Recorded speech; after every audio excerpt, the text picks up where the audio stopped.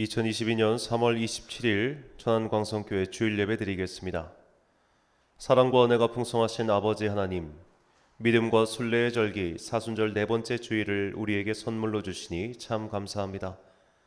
바삐 돌아가는 세상 속에서도 영혼의 중심을 지키고자 주님 앞에 나온 자녀들에게 복과 은혜를 내려주시고 이 예배를 통하여 우리에게 주신 그리스도인의 사명을 깨닫고 더욱 열심히 주님의 일에 힘쓰게 하옵소서. 예수님의 이름으로 기원하옵나이다. 아멘. 사도신경으로 우리의 신앙을 고백하겠습니다. 나는 전능하신 아버지 하나님, 천지의 창조주를 믿습니다. 나는 그의 유일하신 아들 우리 주 예수 그리스도를 믿습니다.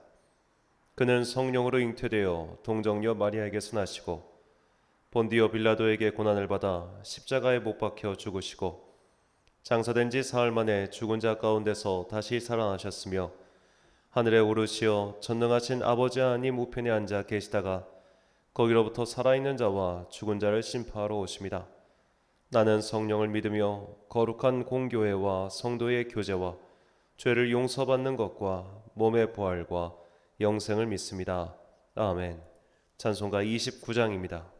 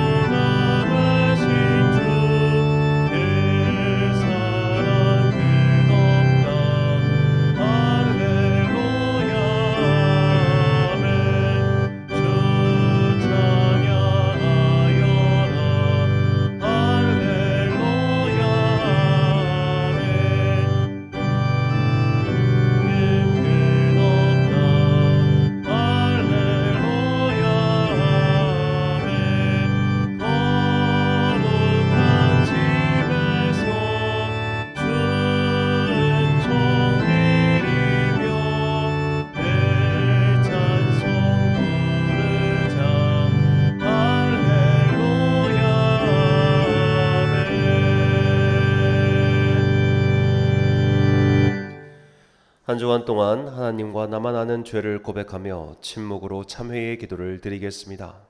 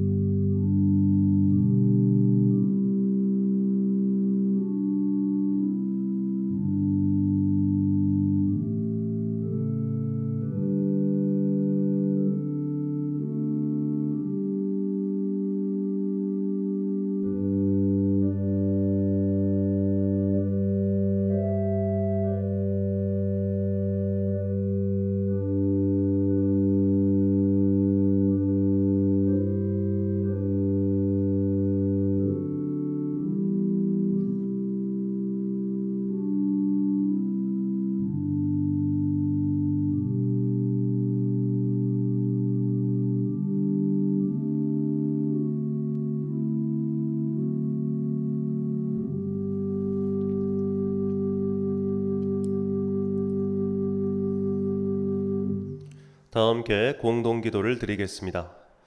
우리의 삶의 주인이신 존귀하신 하나님, 약하고 부족한 저희를 부르셔서 세상의 어떤 강한 것보다 복되게 하시니 참으로 감사합니다. 그 은혜에 감격하여 오늘도 찬양과 경배를 드리오니 우리의 예배를 받아 주옵소서. 죄인인 우리를 구원하시고자 고난당하시고 죽기까지 사랑하신 예수님을 생각하는 사순절기입니다. 사순절을 지내면서 그 크신 주님의 사랑을 다시 한번 깨닫게 하시고 주님의 고난에 동참할 수 있는 큰 믿음을 허락하여 주옵소서. 자비로우신 하나님, 주님의 말씀을 번번이 거역하고 죄와 욕심을 좇아 세상으로 나아갔던 발걸음을 회개합니다. 죄를 자복하는 우리를 불쌍히 여기사 영혼을 정화시켜 주시고 찬양과 기도와 말씀을 통하여 우리를 새로운 피조물로 변화시켜 주옵소서. 완고하고 어그러진 심령이 주님의 사랑 앞에 녹아지게 하시고 주님을 닮아가는 성도들이 되게 하옵소서. 평화를 잃어버린 세계를 위하여 기도합니다. 불과 80여 년 전 그 참혹한 전쟁을 겪고도 아직도 전쟁을 벌이는 어리석은 자들이 있습니다. 수만 명의 생명보다 자신의 권력을 더 중요하게 여기는 어리석은 지도자를 주님께서 벌하여 주시고 어린아이의 고통이 그치지 않고 있는 우크라이나 땅에 평화의 소식이 속히 들려올 수 있도록 주님의 권능의 손으로 악인들을 막아 주옵소서. 다시 미사일을 발사하고 있는 북한을 보며 우리의 마음은 답답하기 그지없습니다. 많은 이들이 저 북한 땅의 변화를 위해 기도하고 있습니다. 지금도 생명을 걸고 지하에서 예배를 드리는 성도들을 지켜주시고 복음을 전하기 위해 국경을 넘나드는 선교사들을 지켜주시고 생사조차 알 수 없는 한국인 선교사들을 돌봐 주옵소서. 70년 넘게 변하지 않는 저 북녘 땅을 위한 기도를 포기하지 않도록 우리에게 새 힘을 부어 주옵소서. 이 모든 간구와 함께 주님의 은총과 자비를 구하며 주님께서 가르쳐 주신 기도를 드리오니 하늘에 계신 우리 아버지, 아버지의 이름을 거룩하게 하시며 아버지의 나라가 오게 하시며 아버지의 뜻이 하늘에서와 같이 땅에서도 이루어지게 하소서. 오늘 우리에게 일용할 양식을 주시고 우리가 우리에게 잘못한 사람을 용서하여 준 것 같이 우리 죄를 용서하여 주시고 우리를 시험에 빠지지 않게 하시고 악에서 구하소서. 나라와 권능과 영광이 영원히 아버지의 것입니다. 아멘.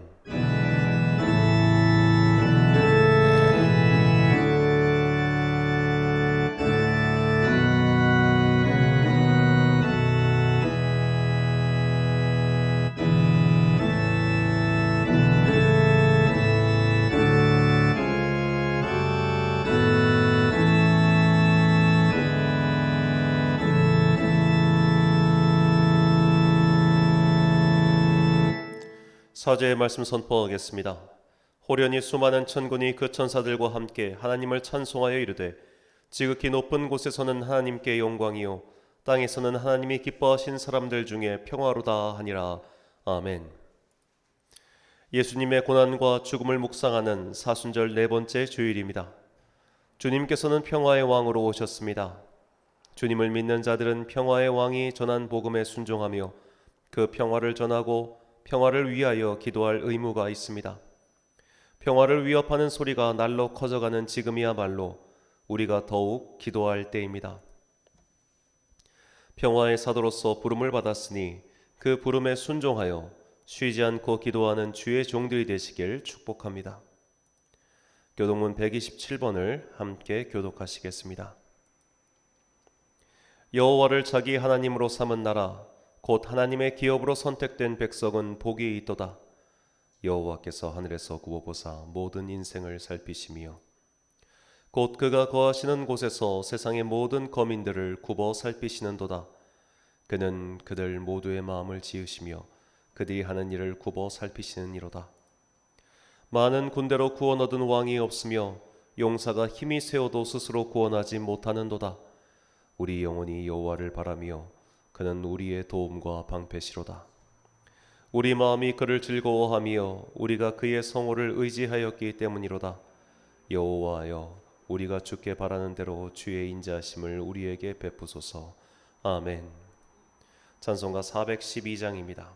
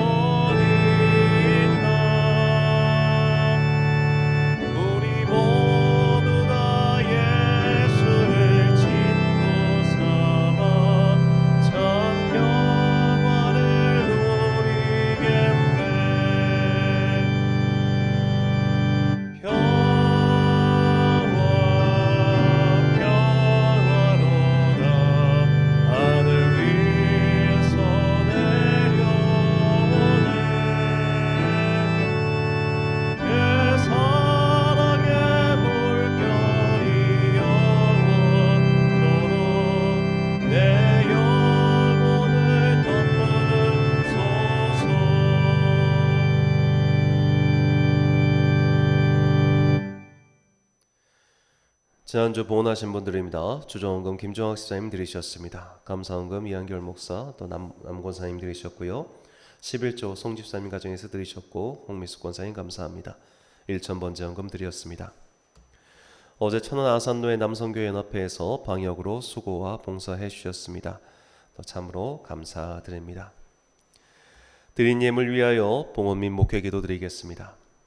사랑과 은혜가 충만하신 아버지 하나님, 지난 한 주간 동안 여러 가지 삶의 위협 속에서 우리를 지켜주시니 참으로 감사합니다. 뜻하지 않는 고통과 질병으로 인해 고생하고 있는 주님의 자녀들을 기억하시고 그들의 건강을 회복시켜 주시사 무너진 삶의 터전이 속히 회복될 수 있도록 은혜를 베풀어 주옵소서. 코로나 확진자가 어느덧 1,000만 명이 넘어섰습니다. 날마다 수십만 명씩 감염자가 속출하고 있는 지금 무엇보다 어린 자녀들을 지켜주시고 이 감기와 같은 전염병으로 인해 더 이상 삶이 위협당하지 않도록 위정자들에게 지혜를 내려 주옵소서. 벌써 2022년도 4분의 1이 지나갑니다. 한 분기의 결산을 하는 이때 이제까지 베풀어 주신 은혜와 사랑을 기억하며 앞으로도 함께 하실 임마누엘 하나님께 미리 감사하고 찬양하게 하옵소서.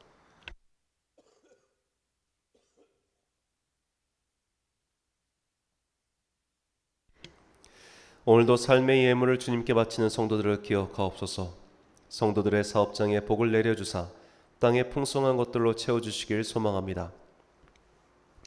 이 땅을 사는 동안 핍절하지 않게 하시고 받은 것을 다시 주님께 돌려드리며 하늘의 창고를 풍성히 채워가는 지혜로운 자녀들이 되게 하옵소서. 예물을 드림으로 우리의 모든 것이 주님께로부터 왔음을 고백하오니 이 믿음의 고백 위에 하나님의 나라를 세워주시길 간절히 기도합니다. 세상의 지혜와 법칙대로 사는 것보다 하나님의 법도를 따라 사는 것이 진정한 생명의 길, 복의 길, 지혜의 길이라는 것을 체험하는 성도들이 되게 하옵소서. 이제 주님의 말씀을 듣습니다. 이 말씀이 우리의 인생길에서 길을 잃지 않게 만드는 주님의 나침반이 되길 소망하오며 예수님의 이름으로 축복하며 기도드립니다. 아멘.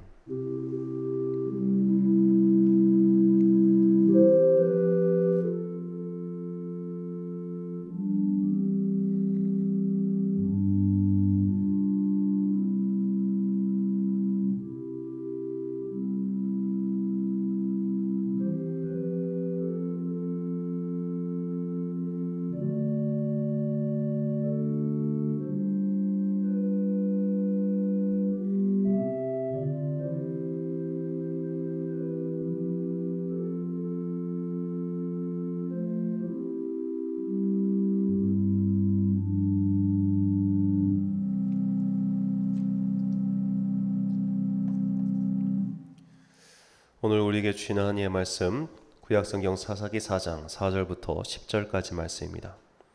사사기 4장 4절부터 10절까지의 말씀. 이제 봉독하겠습니다. 하나님의 말씀 경청하십시오. 그때 랍비도대 안에 여선지자 드보라가 이스라엘의 사사가 되었는데 그는 에브라임 산지 라마와 베델 사이 드보라의 종려나무 아래에 거주하였고 이스라엘 자손은 그에게 나아가 재판을 받더라. 드보라가 사람을 보내어 아비노함의 아들 바락을 납달리 게데스에서 불러다가 그에게 이르되 이스라엘의 하나님 여호와께서 이같이 명령하지 아니하셨느냐? 너는 납달리 자손과 스불론 자손 10,000명을 거느리고 다볼산으로 가라. 내가 야빈의 군대 장관 시스라와 그의 병거들과 그의 무리를 기손강으로 이끌어 내게 이르게 하고 그를 내 손에 넘겨주리라 하셨느니라. 바락이 그에게 이르되 만일 당신이 나와 함께 가면 내가 가려니와 만일 당신이 나와 함께 가지 아니하면 나도 가지 아니하겠노라 하니 이르되 내가 반드시 너와 함께 가리라. 그러나 내가 이번에 가는 길에서는 영광을 얻지 못하리니 이는 여호와께서 시스라를 여인의 손에 파실 것임이니라 하고 드보라가 일어나 바락과 함께 게데스로 가니라. 바락이 스불론과 납달리를 게데스로 부르니 10,000명이 그를 따라 올라가고 드보라도 그와 함께 올라가니라. 아멘. 드보라와 야엘, 주연보다 빛난 조연이란 제목으로 하나님의 말씀 선포하겠습니다. 20년 전 KBS에서 방영했던 태조 왕건이라는 드라마가 있었습니다. 제목대로 이 드라마의 주인공은 고려를 건국했던 왕건의 일대기를 다룬 드라마입니다. 당연히 왕건이 주인공이었고 극을 이끄는 중심이었죠.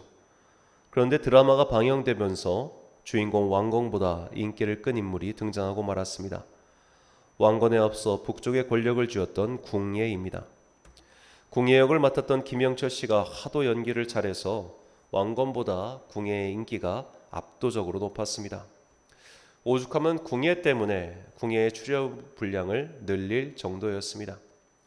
당시 사람들은 이제 곧 궁예가 퇴장을 할 텐데 그렇게 되면 극의 재미가 반감되지 않을까, 시청률이 떨어지지 않을까 걱정할 정도였습니다.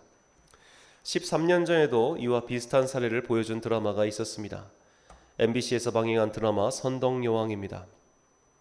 신라시대 여왕인 선덕여왕의 일대기를 다룬 드라마인데 이 드라마의 주인공 또한 선덕여왕이었죠. 하지만 극 초반부터 중반까지 선덕여왕의 대척점에 섰던 악역인 미실이 너무 큰 인기를 끌었습니다. 이 또한 미실역을 맡았던 고현정 씨가 연기를 너무 잘해서 벌어진 일이었습니다. 이 드라마는 미실의 퇴장 이후 실제로 시청률이 줄어들었고 그로 인해 70부작 드라마가 62부작으로 줄어들었다는 풍문이 돌 정도였습니다. 이처럼 드라마나 영화 등을 보면 보통 주연 배우가 가장 인기를 끌고 주목을 받기 마련인데 종종 조연 배우가 주연 배우보다 더 주목을 받는 경우가 있습니다. 조연 배우가 연기를 너무 잘했거나 혹은 대본상 조연 배우가 시청자들의 공감을 더 얻었기 때문입니다. 오늘 본문에서 살펴볼 주인공 또한 이런 경우입니다. 오늘 이야기에서 믿음의 주연은 이스라엘의 사사시대의 전쟁 영웅 바락입니다. 갈릴리 호수 북쪽에 하솔이라는 도시가 있었는데 그 도시의 왕 야빈이 이스라엘 민족을 핍박했습니다.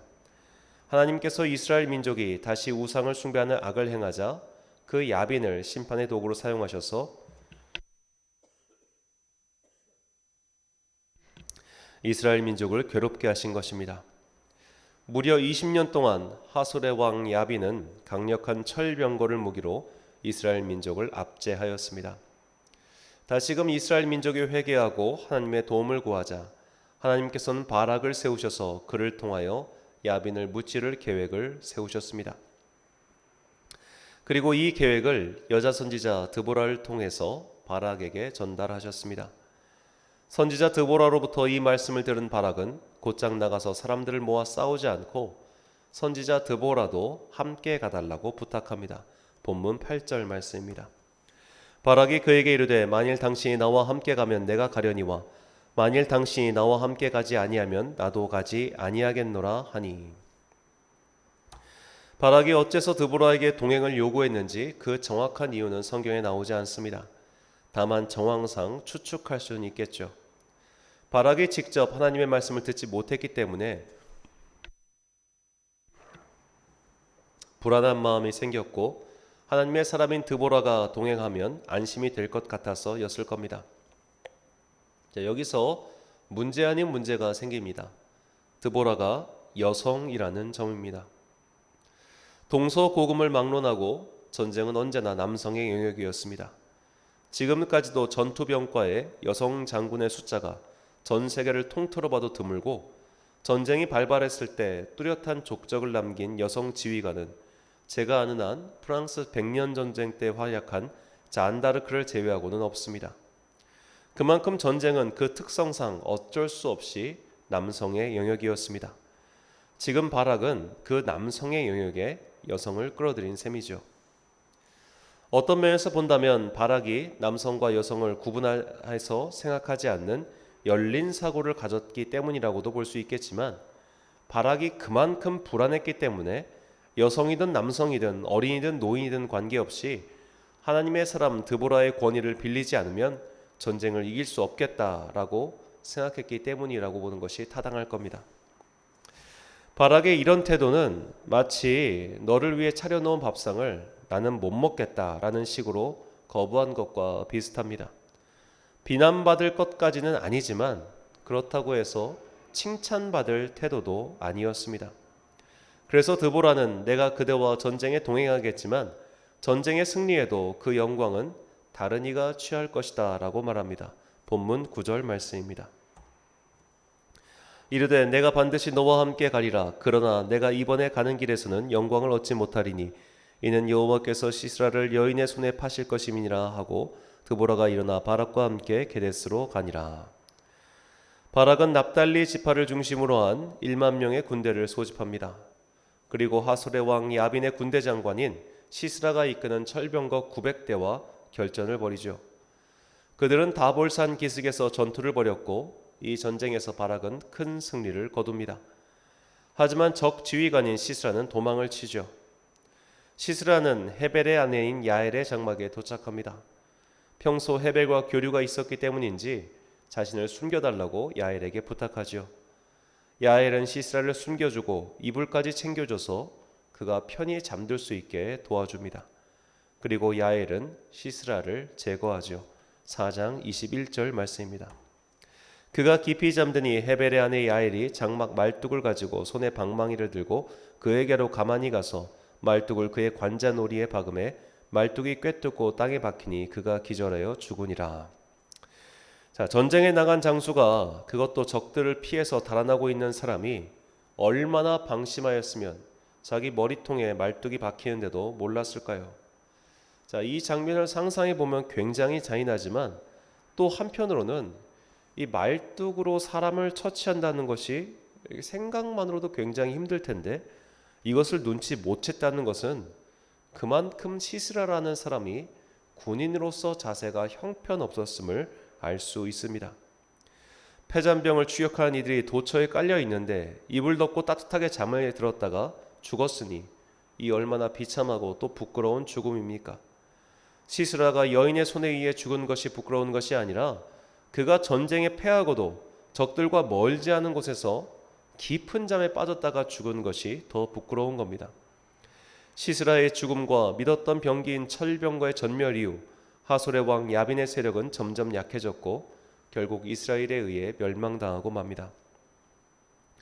그리고 드보라와 바락은 승리의 노래를 부르는데 이 장면이 다음 장인 사사기 5장에 나옵니다. 이 5장에 나온 노래 중 몇 구절만 읽어보겠습니다. 7절과 15절, 24절입니다. 이스라엘에 있는 마을 사람들이 그쳤으니 나 드보라가 일어나 이스라엘의 어머니가 되기까지 그쳤도다. 이사갈의 방백들이 드보라와 함께하니 이사갈과 같이 바락도 그의 뒤를 따라 골짜기로 달려 내려가니 르우벤 시내가에서 큰 결심이 있었도다. 겐 사람 헤벨의 아내 야엘은 다른 여인들보다 복을 받을 것이니 장막에 있는 여인들보다 더욱 복을 받을 것이로다. 자, 이 전쟁의 주연 그리고 이 전쟁의 지휘관은 바락입니다. 그래서 오늘 우리가 본문 선택의 기준으로 삼은 히브리서 11장을 보면 이 믿음의 전당에 바락의 이름이 나오는 것이죠. 그가 주인공이었기 때문입니다. 전쟁은 남성의 영역이었고 그는 명예롭게도 그 영역에서 빛나는 역할을 맡았습니다. 그런데 이 승리의 찬양에는 바락이라는 이름이 전혀 주연으로 나오지 않습니다. 이 전쟁의 주인공은 드보라와 야엘입니다. 바락은 그저 드보라가 앞서 나가자 그의 뒤를 따라간 조연 정도로 그려질 뿐입니다. 그러니까 주연 배우로 발탁이 되었는데 이 빛나는 두 명의 조연 배우가 주연 배우를 압도한 셈이 된 것이죠. 우리는 이 바락과 드보라 그리고 야엘을 통해 보여주신 사사기의 일하기를 통해 두 가지를 배울 수 있습니다. 첫째로 하나님께서 기회를 주셨을 때 자꾸 피하지 말라는 겁니다. 자, 우리가 이 전쟁을 냉정하게 복기해 보면 이 시스라라고 하는 대적은 철병거라고 하는 무기만 빼면은 대단치 않은 적이었습니다. 지휘관이 적 앞에서 자기 혼자 살겠다고 도망친 것부터 못난 지휘관이란 증거죠. 무엇보다 철병거라면 당시에는 일종의 탱크 역할을 했고 그 탱크의 능력을 최고로 발휘하기 위해서라면 넓은 평야지대에서 싸워야 했습니다. 그런데 굳이 그 철병거를 이끌고 다볼산과 기손강 사이로 진격했다는 것은 적을 얕잡아 보고 자신들이 유리한 전장을 포기한 어리석은 지휘관이었다는 것을 여실히 보여주죠. 자, 이것은 바락이 굳이 드보라와 동행하지 않았어도 자신의 역량만으로 충분히 그와 싸워 이길 수 있었다는 것을 증거하는 겁니다. 그만큼 시스라는 속빈 강정과 같은 적이었습니다. 외화 내빈, 겉은 화려하지만 속은 텅 비었습니다. 하나님께서는 바락이 충분히 적과 싸워 이길 수 있도록 여건을 마련해 주셨고 또한 그런 적을 선정해 주신 것이죠. 바락은 괜히 겁먹을 필요가 없었습니다. 그러나 바락은 그렇지 않았고 오히려 드보라의 뒤를 따라 전쟁을 치르고 말았습니다. 단독 주연의 배역을 줬더니 나는 이거 소화할 능력이 안 되니까 우리 더블 캐스팅으로 갑시다 라고 감독에게 제안한 꼴이죠. 하나님께서 모세를 부르셨습니다. 그리고 모세는 그 부름을 여러 차례 거절했습니다. 결국 모세는 하나님의 강압에 못 이겨 그 길을 떠났죠. 그런데 여기서 한번 이런 가정을 해봅시다. 모세가 정말로 끝까지 거절했다면 하나님께서 모세를 세우셨을까요? 아마 하나님께서는 그 영광의 직분을 다른 이에게 주셨을 거라 저는 확신합니다. 전능하신 하나님께서는 굳이 모세라는 개인에게 집착하시거나 야, 너 말고는 안 돼 라고 하실 분이 아니시죠. 끝까지 부르심을 거절했다면 결국 그 영광은 다른 이가 취할 뿐입니다. 하나님께서 예레미야를 부르셨습니다. 예레미야에게 그 부름에 대한 순종은 너무나 괴로운 것이었습니다. 만약 예레미야가 그 부름을 거절하고 도망쳤더라면 어떻게 되었을까요? 하나님께서는 역시 다른 일을 선택하셨을 겁니다. 이렇게 하나님께서 다른 일을 선택하신 경우가 바울과 바나바를 수행했던 요한 마가의 경우에서 찾아볼 수 있습니다. 마가는 바나바의 조카였습니다. 그리고 예루살렘에 근 200명 가까운 인원이 모일 수 있는 큰 집을 소유한 부모의 자녀였습니다. 마가는 꽤 괜찮은 삶은 영위하고 있었던 청년이었음을 알 수 있죠. 마가는 바나바의 추천으로 1차 선교 여행의 수행원이 되었습니다. 아마도 바나바 입장에서는 그의 조카에게 하나님의 놀라운 일을 보여주고 또 이 영광스러운 직분에 동참시키고자 하는 바람 때문이었을 겁니다. 그러나 마가는 얼마 후 이 직분을 버리고 집으로 돌아가 버립니다. 사도행전 13장 13절 말씀입니다. 바울과 및 동행하는 사람들이 바보에서 배 타고 밤빌리아에 있는 버가에 이르니 요한은 그들에게서 떠나 예루살렘으로 돌아가고. 자, 지금 바나바와 바울은 이제 막 1차 선교를 출발했습니다.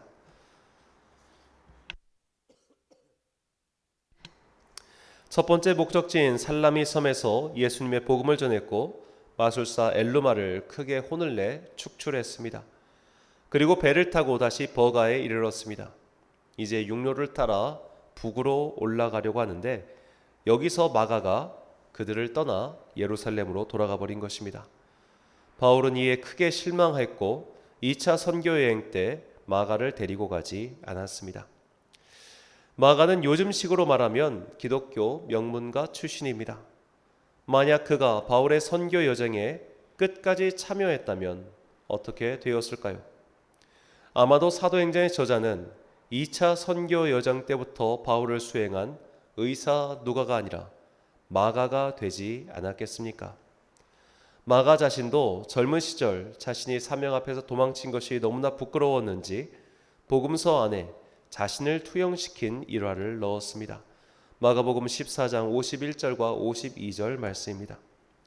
한 청년이 벗은 몸에 배 혼니부를 두르고 예수를 따라가다가 무리에게 잡히매 배 혼니부를 버리고 벗은 몸으로 도망하니라. 아멘. 자, 복음서 중에 오직 마가복음에만 나오는 이 장면에 대해서 몇몇 학자들이 추측하기를 아마도 마가가 젊은 날 자신이 사명 앞에서 도망쳤던 것이 생각나 예수님의 고난에 동행하지 못하고 비겁하게 도망친 자신의 모습을 이야기로 투영시켜 적어놓은 것이 아닐까라고 해석한 것을 제가 본 일이 있습니다. 확실한 것은 알 수 없지만 충분히 설득력 있는 이야기죠. 자, 이후 마가는 다시는 사역 앞에서 도망치지 않았고 베드로를 따라 에디오피아의 곱트 교회를 세우고 다시 감옥에 갇힌 바울을 위하여 더 열심히 사역을 하였습니다. 하지만 그는 가장 좋은 기회를 이미 놓쳤습니다. 주연으로 캐스팅되었는데 촬영 못하겠다고 촬영지를 이탈한 꼴이 되고 만 것이죠. 일할 수 있는 기회가 주어졌는데 나는 능력이 안 돼서 못해요라고 거부하는 것은 겸손이 아닙니다.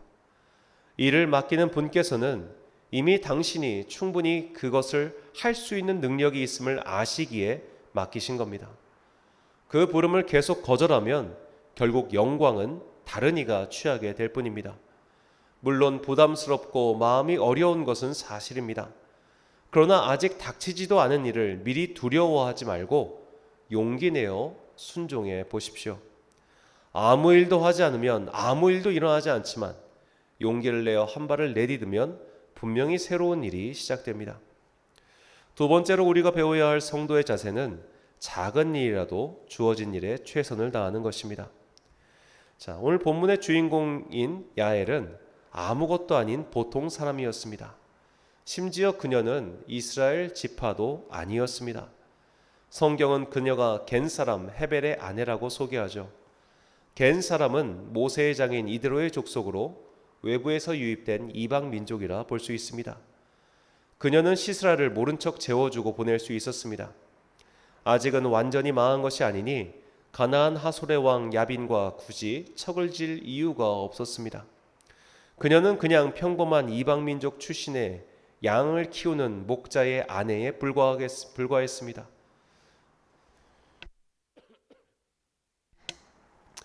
내가 뭘 할 수 있겠어?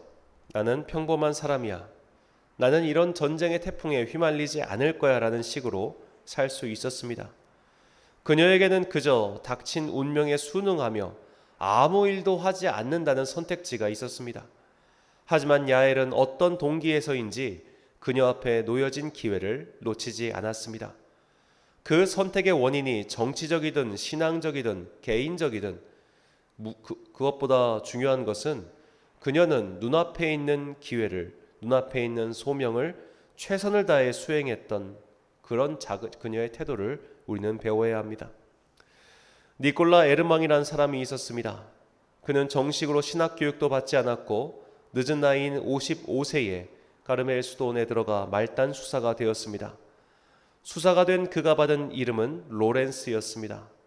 그가 주로 한 일은 식당에서 감자를 깎는 일이었습니다. 로렌스 수사는 그러나 그 일도 너무나 기쁜 마음으로 주님께 하듯이 하였습니다.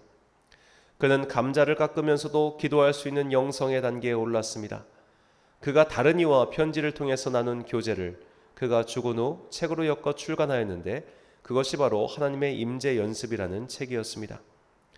하나님의 임재 연습은 평범한 하루하루의 일상 속에서도 얼마든지 하나님과 특별한 교제를 나눌 수 있으며 성도들은 오히려 그런 일상에서 주님을 만나는 연습을 해야 한다고 로렌스 수사는 자신의 경험을 통해 말하고 있었던 것이죠.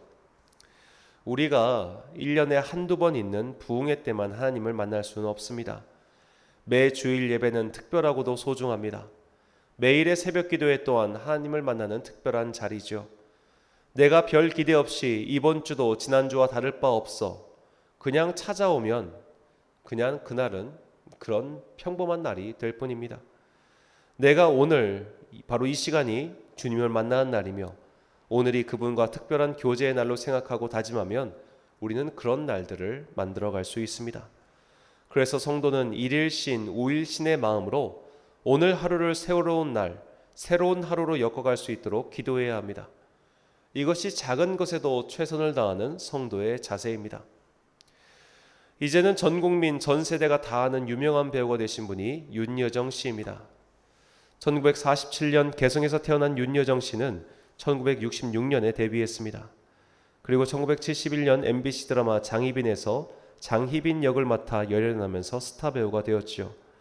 그리고 같은 해 그녀가 나중에 아카데미 시상식에서 천재 감독이라고 말한 김기영 감독의 환영과 충녀를 통해 각종 영화제의 상을 휩쓸었습니다. 그러다가 결혼을 했고 이후 13년 동안 아이를 키우고 주부로 살면서 거의 은퇴한 것처럼 살았습니다. 하지만 한국에 돌아와 다시 일을 시작하려고 했을 때 그녀가 할 수 있는 일이, 그 역할이 거의 없었습니다. 그녀는 정말 절박한 심적으로 단역이라도, 작은 역할이라도 좋으니까 어디든 나가려고 했습니다. 그녀는 정말 바닥부터 다시 시작한 것이죠. 그녀는 나이 50이 넘은 21세기 들어서부터 여러 영화의 조연 배우로 초청받았습니다. 그리고 2년 전 미국 아카데미에서 조연상을 타면서 전 국민의 관심과 사랑을 받게 되었습니다. 그녀는 스스로 말하길 정말 돈이 없어서 돈이 되는 일이라면 뭐든지 했다고 말했습니다. 오죽하면 배우가 가장 연기를 잘할 때는 돈이 필요할 때라고 단언할 정도였습니다. 그만큼 절박하고 절실했습니다.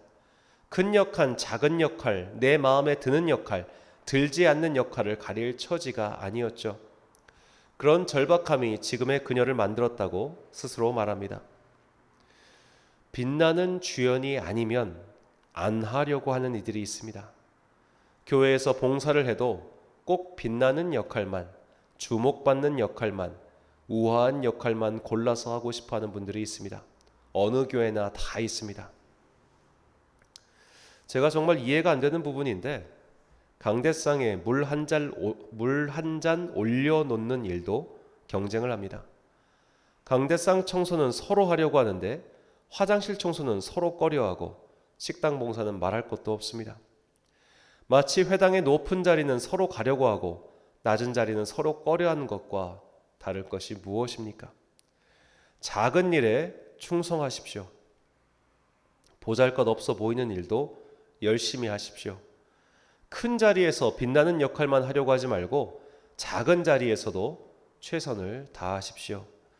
설령 다른 이가 몰라준다 하더라도 하나님은 그것을 다하시고 반드시 우리에게 상을 주실 겁니다.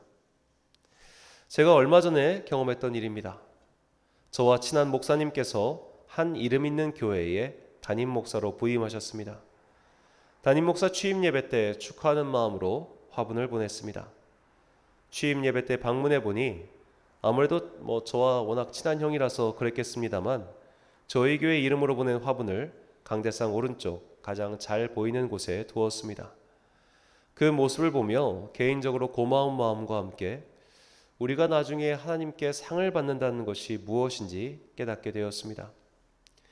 이 세상의 눈과 기준으로 볼 때 우리는 별 볼 일 없이 살다가 별 볼 일 없이 죽을 수 있습니다. 그러나 하나님께서는 주님의 보좌 앞에서 우리를 부르시고 우리에게 큰 상을 내리실 겁니다.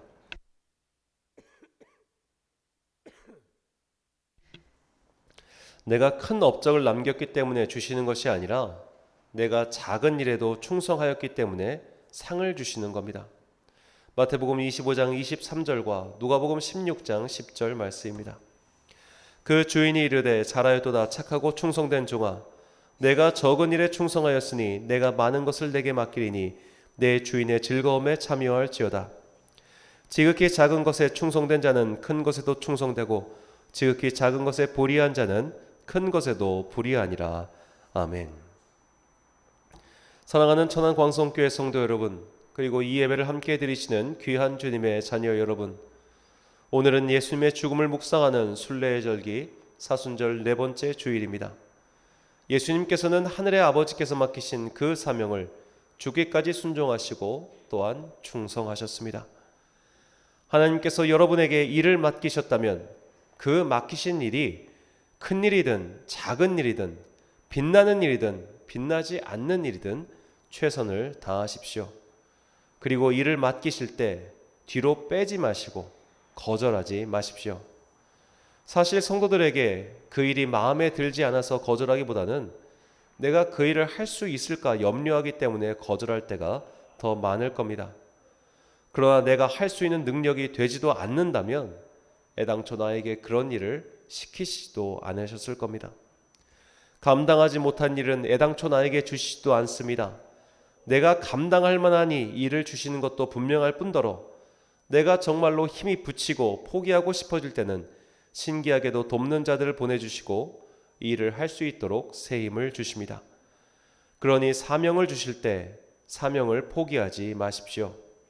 그렇게 포기하면 영광의 면류관은 다른 이의 몫이 될 뿐입니다. 무엇보다 내 눈앞에 놓여진 작은 일에 충성하십시오. 할 수 있는 한 포기하지 마시고 끝까지 힘을 내보십시오. 우리가 진정한 상을 받을 시상 때는 이 세상이 아니라 주님 앞이라는 점을 반드시 기억하시고 주님 앞에서 받을 큰 상을 사모하며 오늘도 나에게 맡겨진 작은 일들에 끝까지 충성하는 주님의 종들이 되시길 간절히 축원합니다.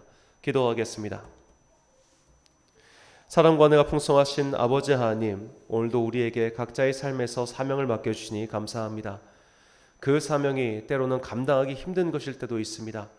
그러나 주님께서 감당할 수 있기 때문에 이 사명을 맡겨주셨음을 우리가 기억하고 맡겨진 사명에서 뒤를 빼거나 도망치지 아니하고 끝까지 그 사명 다 가는 주의 자녀들 되게 하여 주옵소서.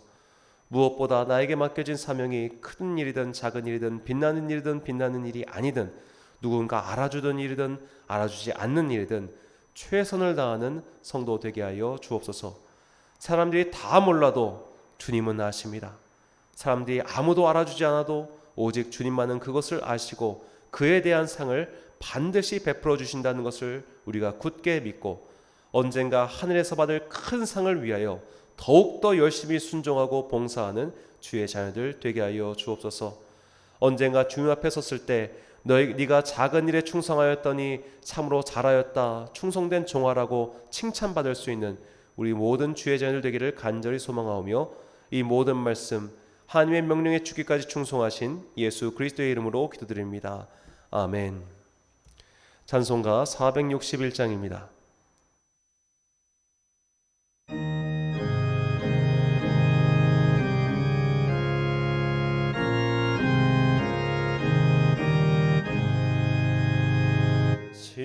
십자가를 질 수 있나 주가 물어보실 때 죽기까지 따르오리 성도 대답하였다.